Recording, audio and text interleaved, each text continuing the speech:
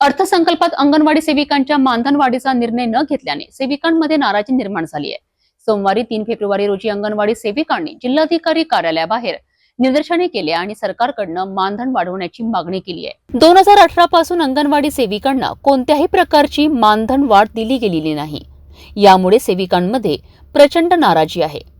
सरकारने त्यांच्या मागण्यांकडे लक्ष न दिल्यामुळे सेविकांनी जिल्हाधिकारी कार्यालयाबाहेर मोठ्या प्रमाणात निदर्शने केलेत।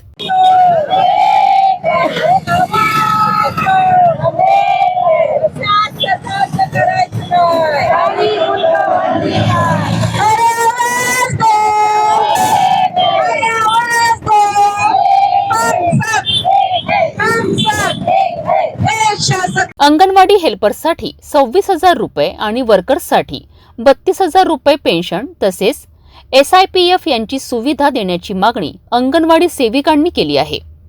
याशिवाय त्यांचे मानधन वाढवून त्यांना योग्य अधिकार मिळावेत अशीही त्यांची मागणी आहे।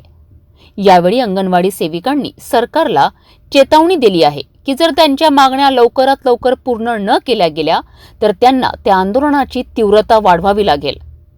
आंदोलनाची तीव्रता वाढवून अंगणवाडी सेविकांनी सरकारच्या या निर्णयावर दबाव निर्माण करण्याचे ठरविले आहेत। मेरा नाम रेहाना खान है, आंगनवाड़ी सेविका हूँ मैं।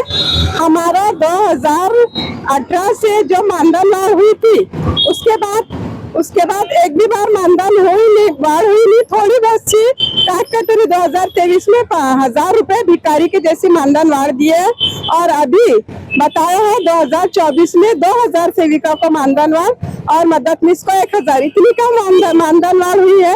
हम बताइए आप सेविका मददनीश 13,000 को सब मिला के 2008 से अभी तक की 13,000 में सेविका मददनीश कैसे घर चलाएंगी।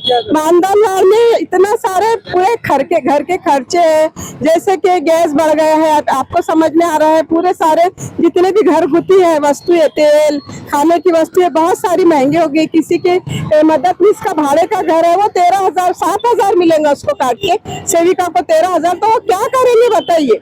तो सरकार को थोड़ी सी लाज आना चाहिए कि हमारी सेविका की जो किमान वेतन है 26,000 करके दो और मददनीश के 18,000 करके दो, नहीं तो हम मानधन वाढ को लेकर बहुत ज्यादा हम तीव्र आंदोलन करेंगे। और अभी हम इसकी होली करने वाले हैं क्योंकि 2025 के बजट में हमारा 1 रुपये का भी बजट नहीं बढ़ाया है सरकार ने, कुछ भी बजट में हमारा आया नहीं, इसलिए हम आज यहाँ पर इसकी होली करने वाले हैं बजट। अंगणवाडी सेविकांच्या मागण्यांचा विचार लवकर होईल अशी आशा व्यक्त केली जात आहे।